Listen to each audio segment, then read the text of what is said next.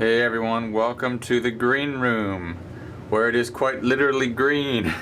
My light that I use when the actual grow light is out is a green LED, and of course it gives the room a nice interesting color, but my idea is that it won't disturb the plants too much because green is the least usable wavelength of light for plants, I think. There's the webcam over there. I've had several people, a couple hundred people, log into the webcam, so thanks for your visits, and I've tried to keep it up as much as possible. There have been a couple problems, you know, the computer restarts itself, or for some reason or another disconnects, but for the most part it's been online the whole week, so if you haven't had a chance to check out our webcam yet, please do so, because it's interesting, and I just enjoy logging in and seeing my plants as they are growing during my work day, you know, help me kind of disconnect for a second. This is more or less the view you would have if you log into the webcam, and I'm going to come back in a few minutes when the lights have come on. Here we are, now the grow lights are on, and we can have a look around and see what's going on.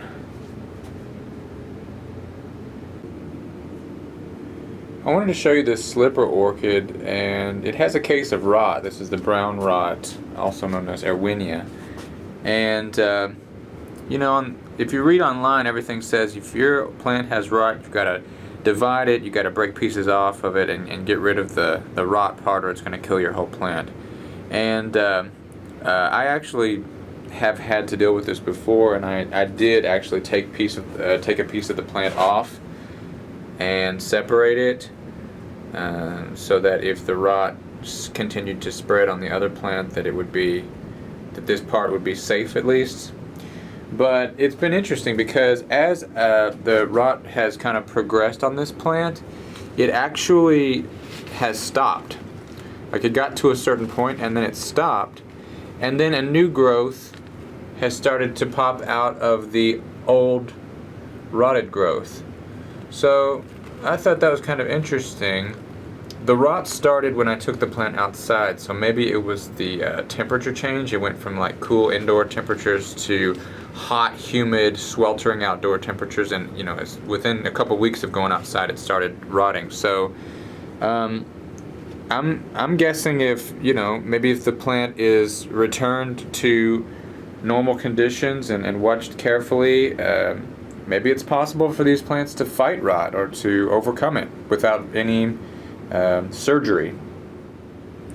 Here's another plant that's experienced some rot. This is a Phalaenopsis, and you can see how I've cut those leaves off because they were turning brown, and the brown was starting to spread. The part that's green, I don't know if it is going to continue spreading or if it has stopped. But if you look at the base of the plant, it's actually there it is. It's got a new growth pushing out. So I'm wondering if the same thing won't happen with this one as happened with this slipper here. If the rot will slow down and the plant will be able to kind of recover from it, because the roots of the plant are good. You know, through the sides of the pot, I can see lots of roots down there. So I don't know.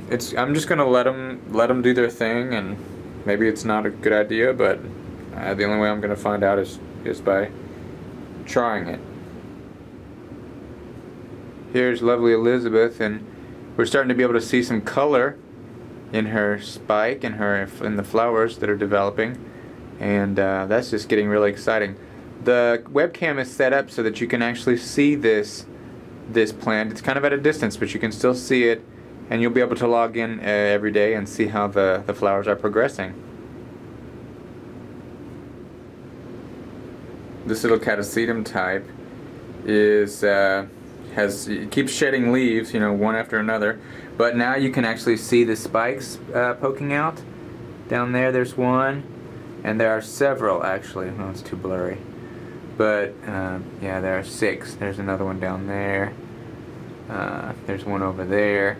But ooh, that's going to be so exciting. I've kind of lifted it up on this Tupperware container so that it will be above the rest of the plants, and as the flowers start to poke out the sides of the net pot, hopefully they'll kind of start to droop down and arch downward, and we'll just have like a nice little crown of flowers arching down over and around the pot.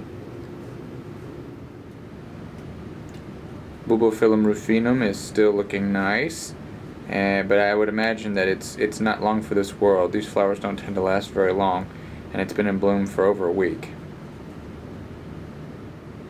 When I bought this Stanhopea, I thought it was a small plant, but no, it's huge. It's getting bigger and bigger. But look at the roots, man. Look at all those roots. It's going root crazy. That's great. I'm going to actually have to move this into a bigger pot because it's already pushing the limits of its basket boundary. And here we are in Fowl Alley out of Phalaenopsis and Spike. Someone please tell me what is going on. Why is this spike growing towards the wall? I thought they're supposed to grow towards the light. I don't get it. It looks like it wants to go into the wall. That is not going to be very pretty when it blooms, but I'm not going to mess with it because if I have learned anything, it's do not touch spikes. You're going to break them off. So I'm going to let him do what he wants. This poor little Oncidium Speckled Spire. It hasn't bloomed since August 2015, so over a year. The thing with this plant is I keep killing its roots. I don't mean to, but it's just got really sensitive little roots. But one thing I discovered is that it loves water. And so now, instead of being potted in a drier mix, it's in sphagnum mixed with bark, and it stays moist all the time. So now the bulbs have plumped up and it seems to look a little bit better. And I also wanted to show you the result of using Kelp Max fertilizer. Or it's not a fertilizer, it's a seaweed extract. And it promotes root growth and root branching. So look here, forgive the shakiness. Check out what is happening. These roots just go crazy. You'll end up with one, and then you can see them starting to grow out. They start branching and going every direction. So this is just one that's kind of aerial roots kind of crawling up the pseudobulb, but imagine what the roots in the pot are doing as well. And that's one reason I really like to use Kelp Max, because those seaweed extracts promote root growth, and as everybody knows, roots are the key to success with orchids. Bulbophyllum medusae has leveled up this year. It is now capable of producing 2 spikes per bulb, as you can see here. They look like little spaceships getting ready to shoot their missiles, but this is just one example. There are several pseudobulbs with spikes sticking out, and that is going to be a really nice show. Last year we only had 7 or 8 flowers, and this year I've counted 14 spikes so far. Can you imagine if they all bloom, what it's going to look like? It's going to be pretty nice. Well, that's it for this week from the Green Room. Thanks for stopping by. I hope you learned something. I hope you enjoyed yourself. And if you have anything to share, please write in the comments below. We'll see you next time right here on My Green Pets. I'm William Green. See you later.